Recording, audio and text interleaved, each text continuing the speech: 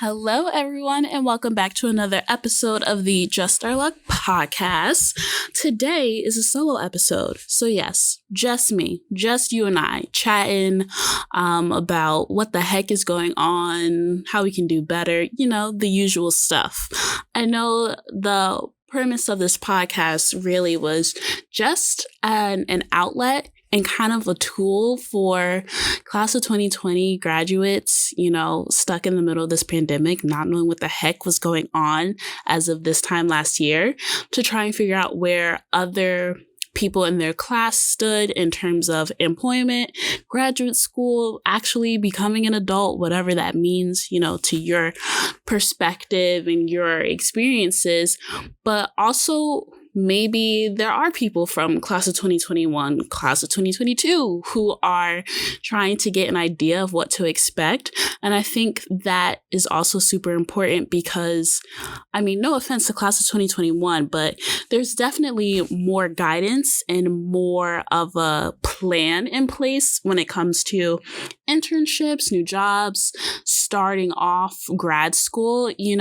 Class of 2020, we were watching our professors jump right in and figure out how to work Blackboard and Zoom and Microsoft Teams. And unfortunately, we were a part of that really odd learning experience. And even when it comes to internships and new jobs, I think I said on the first episode how there was a rotation I was up for that I definitely had made it past the first round or two.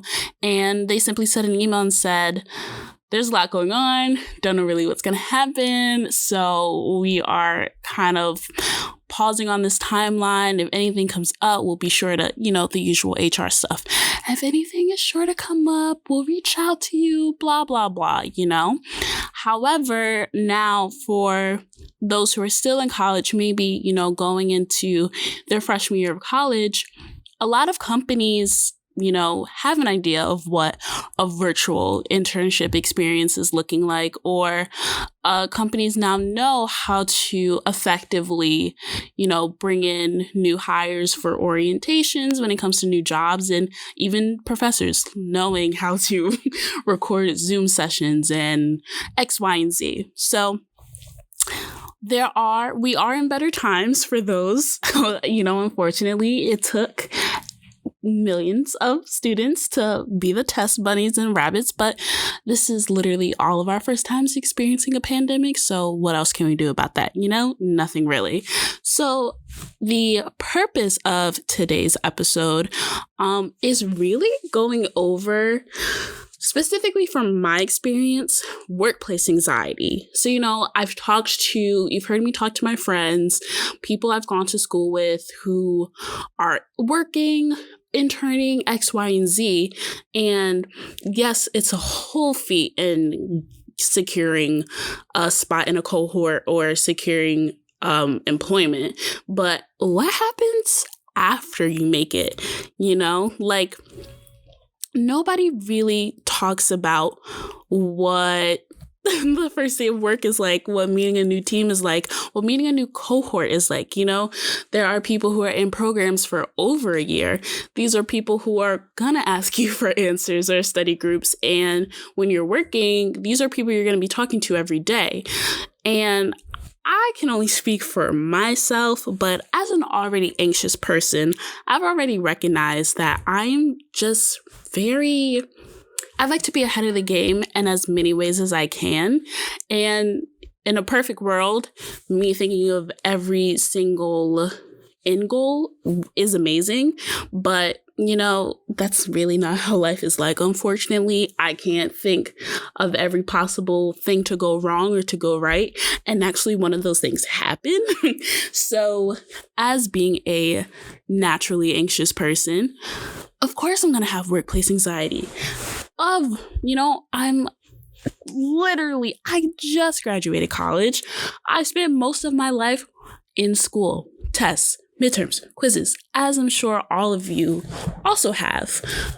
So now, how exactly do we work within that? How exactly do we make things applicable for being a completely new environment? So in this episode about workplace anxiety, you can also fit that to whatever environment you're currently in.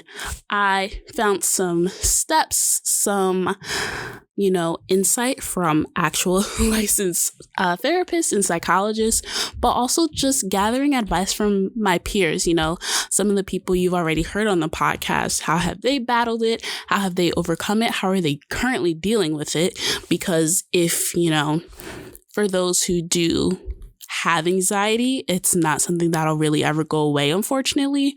But even for those who aren't naturally anxious or who that mindset isn't always consistent, but you do experience it here and there, I think these are awesome and amazing tools. And hopefully, there are some hidden gems for at least somebody to figure out, because half of these definitely apply to me. So let's buckle in. We're going to go over about 10 steps from choosingtherapy.com on how to battle new job anxiety. And then just going into advice from some of my past guests on how they are currently battling it. So stay tuned. All right, so I think the first thing when it comes to workplace anxiety is to try and recognize it. I can only speak for myself, so I'm just going to talk about how I've noticed it in my behaviors and, some of my patterns. So for me, I noticed my anxiety in my communication skills.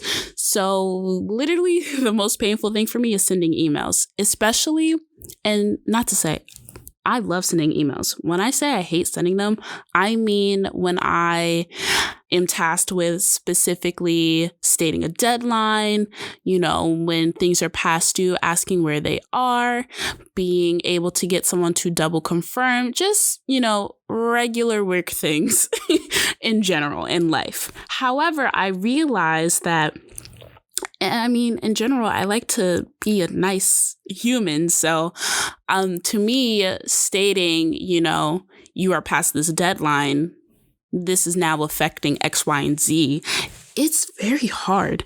I can be confrontational. I can state, the obvious and state what needs to get done. But there's just something about it coming up in email written form that really just gives me the ickies, gives me the heebie-jeebies, I also noticed that I can tend to over communicate as well. I love saying please, and I love using an exclamation point. Is it necessary? Sometimes, absolutely not. I will be checking myself over, and I notice that I have started multiple sentences with please note, please see attached. Like, girl, okay, they get it, but to me, I'm trying to not sound so demanding and not sound so needy, but it's work. Like, these are things that do need to get done. So it's something I literally don't understand about myself, but I see it constantly. That could also just be knowing how women are, how women tend to come off in the workplace, especially, when it does come to, not to say being demanding, but maybe more so just stating what needs to get done, X, Y, and Z. I need this. Please send this, I think I'm so worried about being perceived as a pain in the ass or, really just, if we're being honest, a bitch. But it's not the case, Sometimes people just need to see what needs to be communicated. And that is still something I'm working on. Granted, I'm approaching month 3 of my job. So it is also still me getting used to, my day to day and communicating with other people on deliverables and things like that. But I will catch myself girl, it's really not that deep. Just say I need this right now. What the heck? Another, I feel, anxiety tick that I see in myself is I'm always second guessing myself, and not in the, double check my work. That's something I'm always going to do. But even when it comes to, a boss or a senior associate asking for my opinion or having me state my opinion, or when it comes to, do I know how something runs? Of course I do. Well, I'm not going to say of course. We are all learning. I will say I'll know how to do something, but when I am asked, do I know how to do it or do I know what's going on? I start to doubt myself. And that is so completely unnecessary because I know I am a smart individual. Not to toot my own horn, but I'm also just saying. So why does that happen? I don't know. I'm working on it. Something that's also kind of tied to that is imposter syndrome. Not saying that I don't think that I deserve to be where I am. I think it's more so of the times, understanding that not everyone is as fortunate to be working in general, working in a sector of their desired career field. Like, as much as I am such a proponent for validation, or at least validating myself, hyping myself up, affirming myself, it also starts to feel weird when doing that publicly. And more so, I think it's just me being sensitive to what's going on around me. I am an empath. I never want to celebrate myself and feel like someone is, disciplining themselves because they're not where I'm at or they're not where their other friends are. I never want to be that person to impose how well my life is going, how great life is, blah, blah, blah, whatever, But at the same time, I should be comfortable in being happy on where I am, but also the world is literally ending. So will I ever be comfortable with that until everyone is vaccinated? I have no idea. So that is also, something I'm working on.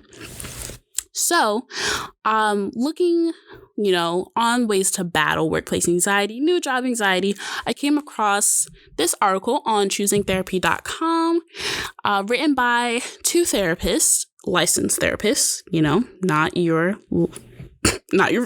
local friends, on ways to exactly battle it, how you can work on it.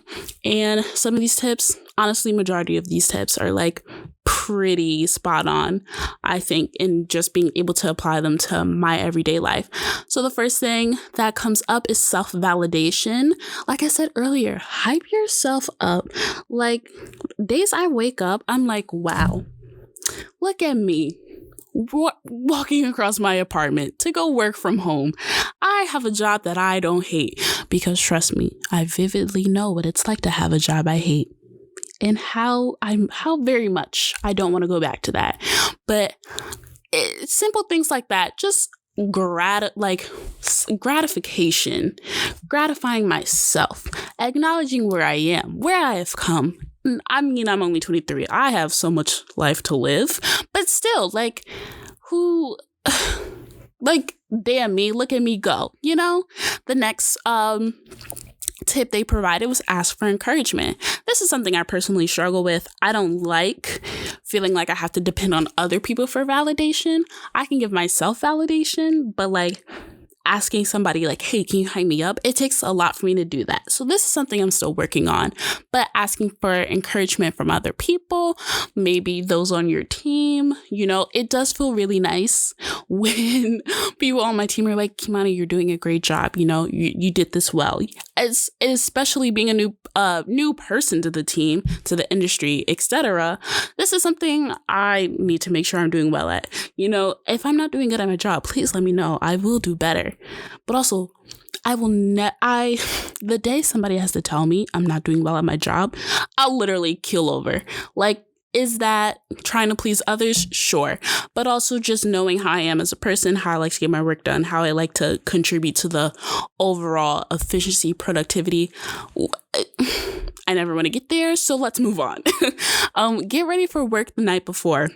Personally, I agree. I love this. I work from home. occasionally, some people from my team will go into the office, but even if it's just picking out the specific pair of leggings or sweatshirts I'm wearing or sweatpants I'm wearing at the bottom, and whatever top on the top, because, I tend to have my camera on, it just kind of makes you feel like you're getting ready for the school day. I mean, also, this is coming from someone who was in school all of her life, 12 years, So this is something that, actually 16 years. I don't really know the math, whatever. But just getting ready, knowing, am I wearing jewelry today? Thinking about it when I wake up. Am I putting makeup on? Concealer, eyebrows, all of that. There are some days where I'm like, yes, I could add something to my face to not only look like I'm more alive, but feel a little more alive, if you know what I mean. I just think it kind of puts me in the mindset as if I was actually going to work, which is kind of nice. But for the time being, you're going to get my best sweater, plaid top, blouse, because you're going to see it on this Microsoft Teams camera. Dang it. Moving on. Plan a reward for yourself. This is something I do every day. I, in general, just reward myself for life. I don't know. Treat yourself has been a very long-standing motto of mine. Shout out to Parks and Rec.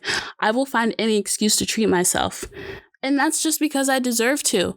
So if it's, a glass of wine, if it's eating cookies, if it's going for a walk because it's actually starting to be nicer out, these are things that you just feel like, not only did I work today, but I treated myself. I feel great. Let's continue on. That stuff really just hypes you up. Another point is therapy. As someone who was in therapy, specifically during the time where I was working at a job I did not want to work at, it was very cathartic and therapeutic just to talk to a licensed person who, is actually able to give you tools other than, just vent or just journal. I feel like if you have the access to therapy, I definitely recommend it. If you feel like you can't afford therapy, there are definitely therapists that offer sliding scales. I personally found my therapist through therapyforblackgirls.com, and I've been so grateful for my therapist. I don't speak to her as much as I did prior to starting my new job, but just being able to voice how unproductive and lethargic I was feeling in my time of, bouncing back between interviews, getting rejection emails, blah, blah, blah. It was just really nice to be able to have someone receive that and then also give me tips to not dwell on it. Someone that isn't my friends. Because once again, we were all going through it. And it was the blind leading the blind out here. Oh my gosh. Next tip is use work resources such as HR, a mentor, or a work peer. So this depends if, you are specifically in an employee, if you have employment. So I wouldn't say that I necessarily have a mentor, but I'm very grateful for the team that I'm on. We are just very personable people. We talk about our personal lives. We do connect in a manner that isn't just focused on getting tasks done, hitting deadlines, and, working with our client. So that has been really nice. And they are people who want to see me. I am starting to come into a place at my time at work where I do feel slightly more comfortable to step up or slightly, not necessarily take on more work, but contribute to innovative ideas and things like that. So I think maybe if you feel like you don't necessarily have coworkers who you can voice, certain concerns to, certain apprehensions, especially if you are just starting out. Maybe it is someone in HR. Maybe it's the person that helped hire you. Maybe it's someone who's at your job or your company, but isn't necessarily in your direct field, where every other week, once a month, you guys just chat about what's going on, how you feel, things like that. I definitely think having an outlet within your current work environment is very helpful. Now, I'm not saying like talk about your personal life and spill out your business, but at the same time, just trying to figure out what exactly, your challenges are at work, what you feel like you are starting to like more than the other.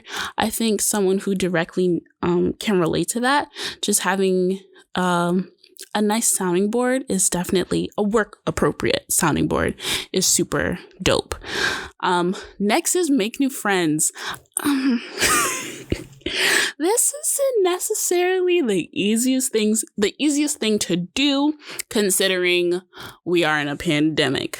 Speaking from my experience, in a normal world, my company has in-person orientation, things like that. Obviously, that was not the case. My orientation, that time to meet new hires also was online, where most of us did have our cameras off. So that was great. But in a real world, I definitely think it's so work friends. Like, stop. Don't let me start thinking about every comedy or sitcom that's been on cable television, please. But in a idyllic world, making work friends is incredible. The last two the internship experiences I had at both companies, I was able to make work friends who were also interns, and it was just so cute to have. You want to go to lunch and you just eat lunch together, and then you complain about what you're doing on your team and if it's boring or if it's exciting or if it's long. So yeah, definitely recommend it. I mean, you're also talking to someone who is social when she chooses to be. So there's also that. But take that with a grain of salt. Take that as my advice. Next tip, be clear on the role. What are your expectations? What are deadlines? What are commitments? I'm lucky enough to be in an industry where the deadlines are very much apparent. So it's more so expectations. What type of workload should you be having? Communicating if you feel like you can take more on, or maybe you're starting to feel overwhelmed. Commitments, when it comes to maybe you're in an industry where you are talking to new vendors or clients, or, talking to people from other organizations.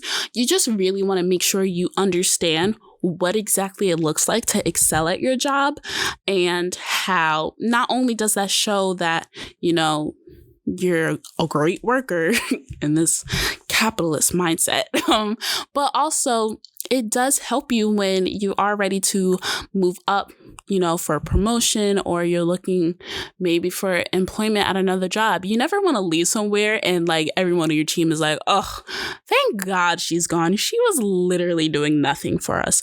We don't want that. We don't want that at all. So I would definitely say having a clear understanding of what's expected of you is extremely helpful, just because, it's something that you can always reference. Knowing what your projects are, knowing what you're doing, you can always go back to that list of expectations and commitments and go, okay, I'm hitting these things. Okay, I'm lacking in this area. Let me step up to this more.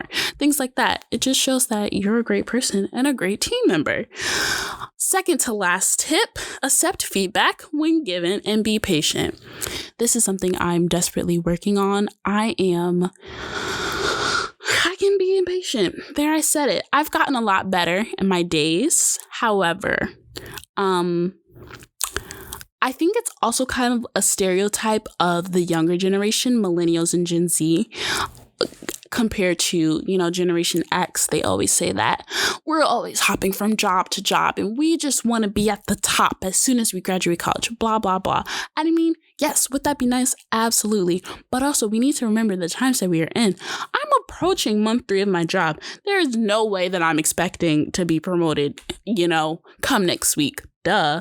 But also, having people who have been on your team for a long time or been on that role, as if they have, if they like you and have your interests at heart or just care about you as a person in general, they're going to give you feedback. They're going to tell you what they experienced when they were in a similar situation like you, or they are just going to say, hey, I've noticed you do this. Maybe try doing it this way. these are just simple things that definitely help out with how you're not only doing your job, but showing your team that you are also just, taking feedback and not taking it to heart, and just, it's always a work in progress, I would say. And the last tip is focus on the job. It sounds very simple. I feel like it's something we don't really need to talk about, but please focus on the job. Please and thank you. That's all. All right. So now that we've gone through those 10 great steps, it's easy to find an article and be like, okay, these are things I can do. But once again, here at Just Our Luck Podcast, not saying that we're the blind leading the blind, but we kind of are. I was able to ask 4 past guests on their experiences with workplace anxiety and how exactly they cope with it, overcome it, etc., etc. So Taylor, who was on, she's the MBA grad student who will be going into a finance role after she graduates. She says she took the opportunity. So in the context of her situation, at a previous internship experience, she was tasked with a project, and her manager, told her she could really do the project any way she wants. She could follow a template similar to what someone did in her position last year, or she could create something new. So Taylor took the opportunity to simplify a project she was working on, but she wasn't entirely confident in the work that she was doing. However, she persisted, followed her gut, and took the chance on being brave in order to show her skills and work on her skills. She was actually able to show this to her supervisor, and he saw a new way of doing this thing. So Taylor did doubt herself in the beginning of her internship project, but through blood, sweat, and tears, and persevering through the hard times and through the doubt, she actually did what needed to be done. And not only did she do it, she found an easier way to do it. Iconic. Moving on to Amber, who is the ESL teacher who is also in grad school at the moment. She tries her best to differentiate between what is fake and what is actually real when it comes to her thoughts and her doubts. That way it helps lessen the intrusive thoughts. And I think this is a really good tip, because we can, when I say we, I mean me, I can literally think of everything that can go wrong, right? I can think of everything that I'm doing wrong. What's going to happen? I will be in a document and I'll be like, oh my gosh, what if I accidentally delete this very important document? Well, what's going to happen?